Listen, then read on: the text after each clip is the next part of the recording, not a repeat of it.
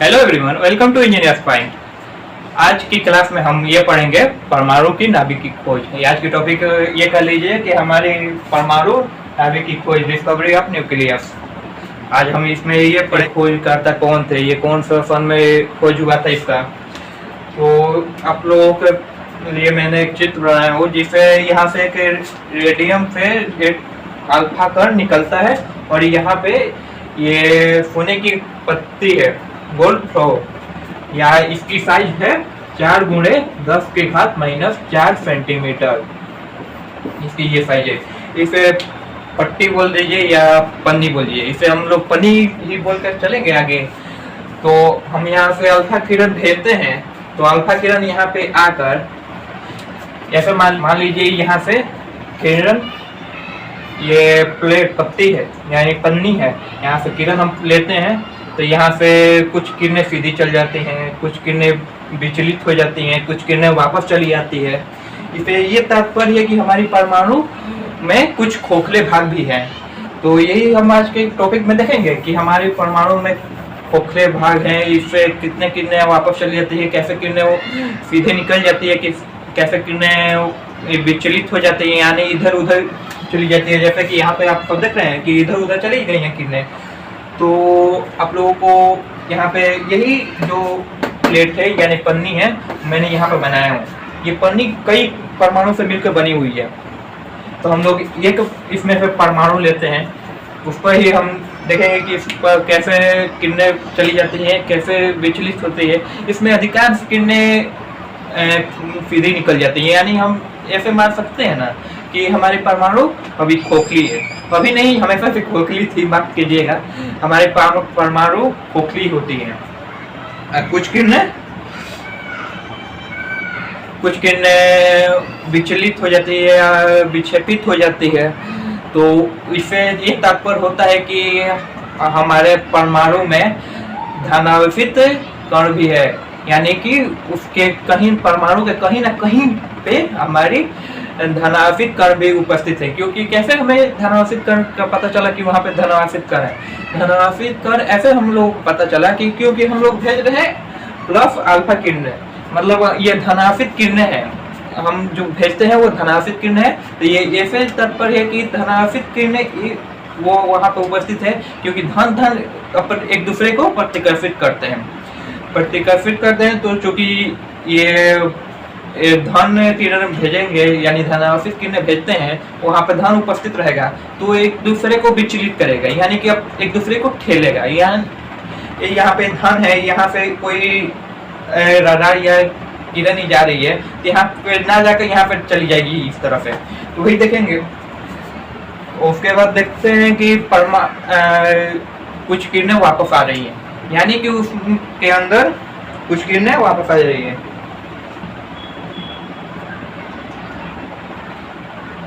इससे यह तात्पर्य है कि उस परमाणु के अंदर कुछ नाभिक उपस्थित है, यानी कि वहाँ पे कुछ प्रोटॉन उपस्थित है। प्रोटॉन पॉजिटिव चार्ज है, वही उपस्थित देखेंगे हम। तो आपको समझाते हैं। चलिए एक परमाणु को हम यहाँ से लेते हैं, परमाणु यहाँ से लेंगे, फिर उसे देखेंगे कि उस पर किस तरह किरणें वापस चली जाती हैं, कैसे उस पर से वापस चली जाती है, कैसे विचलित हो जाती है। तो इसी को हम लोग कहते हैं परमाणु नाभिक की खोज। परमाणु नाभिक की खोज यहाँ पर देख रहे हैं, हेडबिट डाले हैं। तो परमाणु नाभिक की खोज इससे ही तात्पर्य है। यहाँ पे हम एक गोला वहां से उठाते हैं,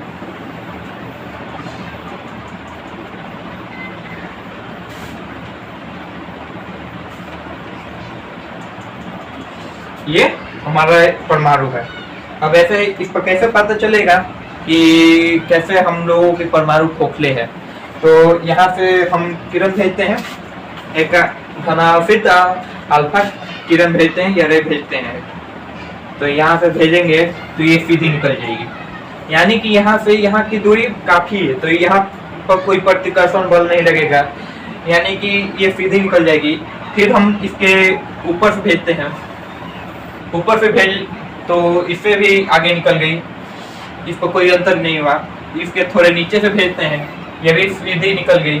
फिर नीचे वाले पर से हम सब भेजते हैं, ये भी सीधी निकल गई। फिर थोड़े से पास से इसे भेजते हैं तो ये भी सीधी निकल गई। फिर ऊपर भी देख लेते हैं, ये सारी किरणें निकल जा रही हैं। जैसे ही इसके पास आएगी, जैसे ये किरण है, एक ये किरण, इसे हम ले जाते हैं धनात्मक किरण, तो ये विचलित कर देती है, यानी विक्षेपित कर देती है। Positive charge, positive plus positive charge में हमें लगता है प्रतिकर्षण बल। क्या लगता है? प्रतिकर्षण बल। तो फिर हम ऊपर से भेजते हैं किरण, तो इसे भी विचलित कर देगी। जितने ही पास से इसे भेजेंगे किरणें, उतने ही कम एंगल पे विचलित करेगी। ठीक है, नीचे वाले को भी भेजते हैं, यहाँ से भी विचलित कर दें, और ठीक इसके बीचों बीच भेजेंगे। इसके बीचों बीच भेजते हैं तो इसे तुरंत वापस चली जाएगी किरणें। इसे क्या तात्पर्य है? यहाँ से किरण भेजे, परमाणु यानी कि खोखला है, यहाँ से पूरी तरह से किरणें को भेजे, यानी परमाणु खोखला है। ऊपर से भी भेजे, ऊपर भी खोखला है। परमाणु क्या है? वो छोटा से छोटा एक कण है। तो उसके बाद हम भेजेंगे उसके पास से, उसके थोड़ी सी दूरी पर किरण भेजते हैं, तो वहां पे विचलित होना स्टार्ट हो जाता है, यानी कि वहां पे धन आवेशित है। तो इसे यह तात्पर्य है कि उसके अंदर, परमाणु के अंदर धन आवेशित चीजें पाई जाती हैं।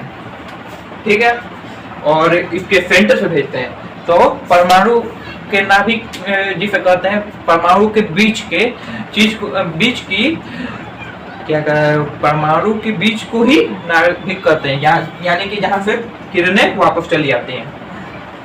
चलिए, अब हम लोगों का ये हो गया। अब लोग समझ गए होंगे कि ये कैसे हुआ, कैसे परमाणु के नाभिक की खोज हुई थी। इसका खोज रदरफोर्ड नामक वैज्ञानिक ने किए थे। इसका खोज रदरफोर्ड नामक वैज्ञानिक ने रदरफोर्ड ने किया था। कौन से सन में? सन 1911 में इसका खोज हुआ था। फिर देखते हैं हम इसे, जो आपको ऊपर पिक्चर दिखाई दे रहा होगा, जो इस तरह से प्लेट है, उस प्लेट का नाम क्या है? ZNS। प्लेट का नाम है ZNS, जिंक सल्फाइड, उस प्लेट का। और जो किरणें भेज रही हैं वो कौन सी किरण है? वो जो ऊपर दिखाई दे रही है वो अल्फा किरण है, जो कि धनावेशित है, अल्फा किरण है। चलिए ठीक है, यहाँ पे जो हम लोगों का प्लेट है वो कौन सा है प्लेट? इसे मैंने पहले बताया था, आप लोगों को याद नहीं है? वो कौन सा प्लेट है? Gold foil. कौन सा प्लेट है? Gold foil. अब प्लेट की साइज कितनी है? प्लेट कह लीजिए या पन्नी कह लीजिए, पन्नी की साइज है 4×10⁻⁴ सेंटीमीटर। ठीक है, तो हम लोग नाभिक की खोज के बारे में पढ़ लिया। अब हम पढ़ते हैं, अब इसके बाद हम पढ़ेंगे डाल्टन का परमाणु सिद्धांत। डाल्टन का परमाणु सिद्धांत इसका नेक्स्ट टॉपिक है, डाल्टन का परमाणु सिद्धांत। आई थिंक आप लोगों को समझ में आ रहा होगा। और परमाणु के बारे में मैंने इससे पहले वाले क्लास में बताया हूँ, आप लोगों को डिस्क्रिप्शन में लिंक मिल जाएगा या नहीं, वहाँ मिलता है तो वैसे तो हम लोग वहाँ पे पिन किए हैं, और वहाँ से भी नहीं जा देख पाते हैं तो हमारे चैनल के प्लेलिस्ट में जाकर वहाँ पे अप्लाइड केमिस्ट्री नाम से प्लेलिस्ट बना हुआ है, तो वहाँ से भी आप जाकर देख सकते हैं। हम लोगों का नेक्स्ट टॉपिक है डाल्टन का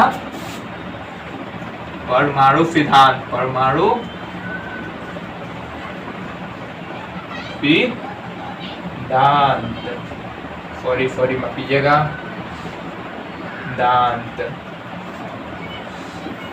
डाल्टन के परमाणु सिद्धांत के बारे में। चलिए अब देखते हैं हम डाल्टन के परमाणु सिद्धांत के बारे में।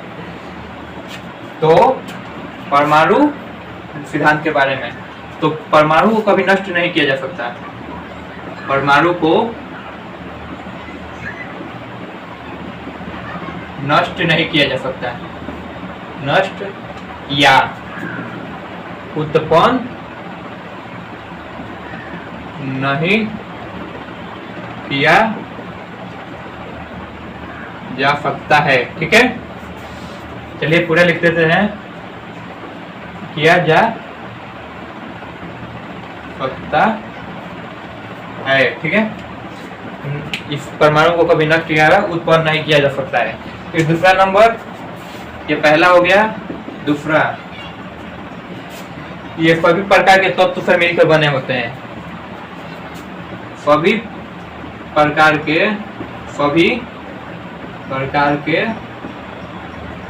तत्व से मिल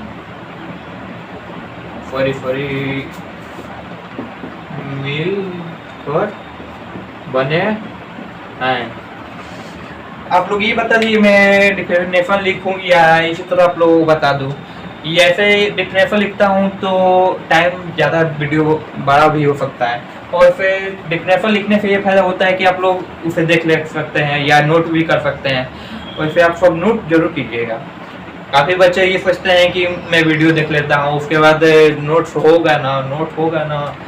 ठीक है, आप लोगों को नोट्स मिलेगा, पर आप खुद से नोट करेंगे ना, बाकी जगह खुद से नोट करेंगे ना, तो ये आप लोगों को काफ़ी टाइम तक याद रहेगा। वो वैसे आप लोगों को तो PDF मिलेगा ही नोट्स का, तो आप लोग उसे मोबाइल में रखेंगे, उसे कभी पढ़ेंगे नहीं, ये तो तय है। क्योंकि मैं भी ऑनलाइन क्लास करता हूँ, तो मुझे भी आइडिया है कि मैं पहले कैसा था अब कैसा हूँ। इसीलिए मैं अब तक सारा नोट्स वीडियो प्ले करते ही मैं कॉपी साथ में रखता हूँ और साथ ही साथ नोट्स बनाता हूँ। और तीसरा देख लेते हैं हम सब। तीसरा,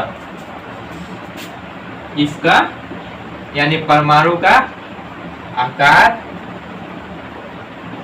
और गुण सामान्य होते हैं, सामान्य होता है। ठीक है, इसके आकार और गुण सामान्य होते हैं। ये सरल अनुपात में पाए जाते हैं।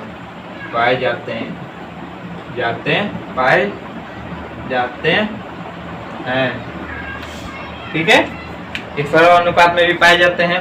अब इसके दोष के बारे में देखते हैं। इसके दोष देखते हैं। दोष कितने प्रकार के होते हैं? दोष तो भिन्न प्रकार के हैं। पहला है, मतलब दोष कई प्रकार के हैं। पहला है इसका परमाणु का द्रव्यमान अलग होता है।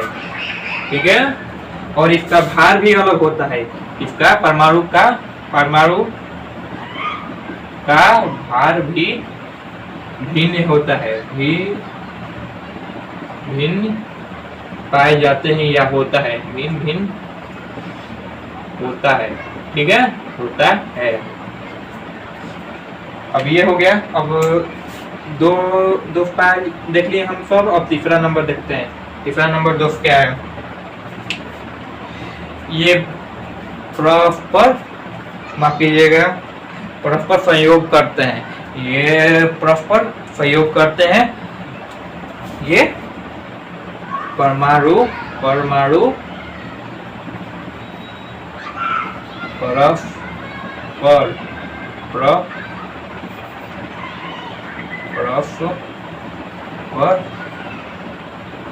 प्रयोग करते हैं। ठीक है, और चौथा देख लेते हैं दोष।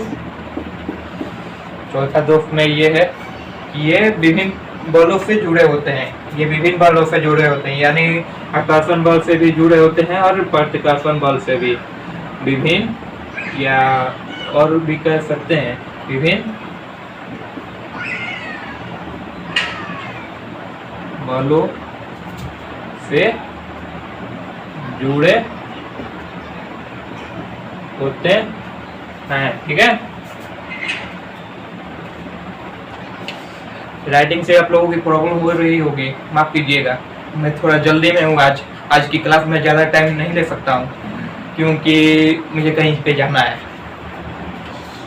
तो ये हम लोग इसके बारे में पढ़ लिए, इसके दोस्त के बारे में। फिर डाल्टन ने क्या सिद्धांत दिया था, अपने सिद्धांत में यही सब दिए थे। इसके दोस्त के बारे में, इसके कार्यों के बारे में, इसे नष्ट नहीं किया जा सकता, कई प्रकार के तत्वों से मिले होते हैं। इस डाल्टन ने अपने सिद्धांत में यही सब बताया थे। ठीक है, तो अब नेक्स्ट टॉपिक है हम लोगों के थॉम्सन के परमाणु मॉडल।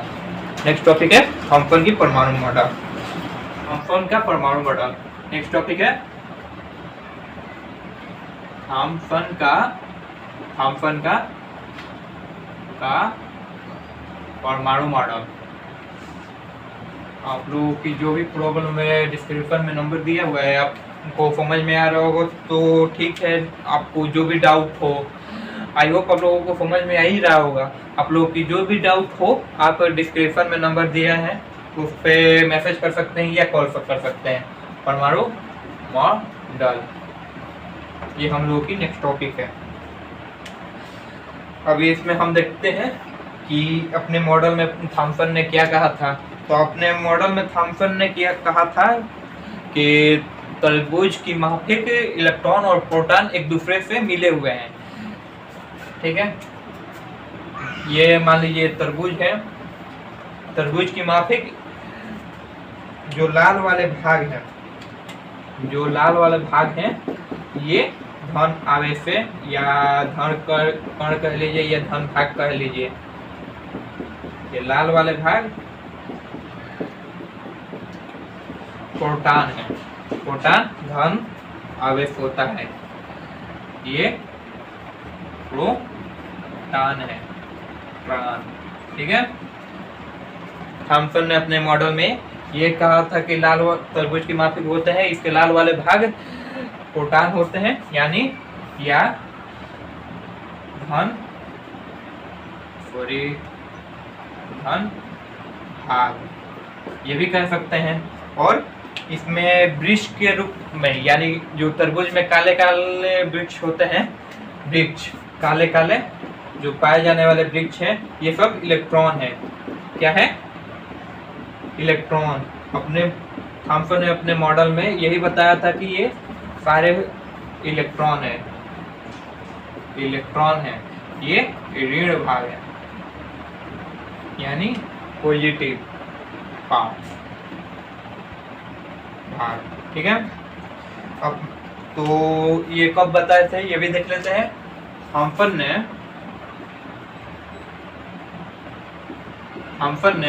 1904 ईस्वी में बताया। ठीक है, 1904 ईस्वी में बताए।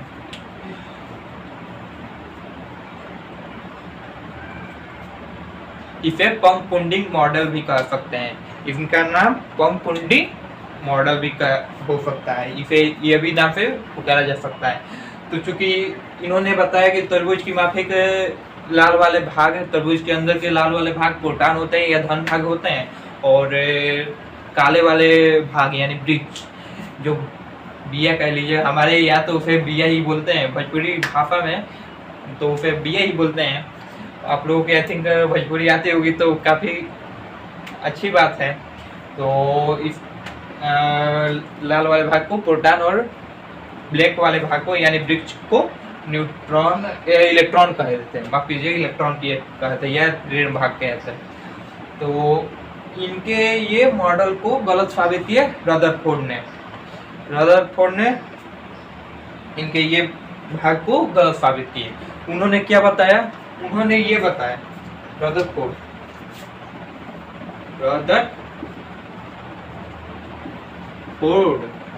ने गलत साबित किए, इस मॉडल को गलत साबित किया। उन्होंने क्या कहा, कैसे इसको थॉम्सन के मॉडल को गलत साबित किया, अभी हम देखते हैं।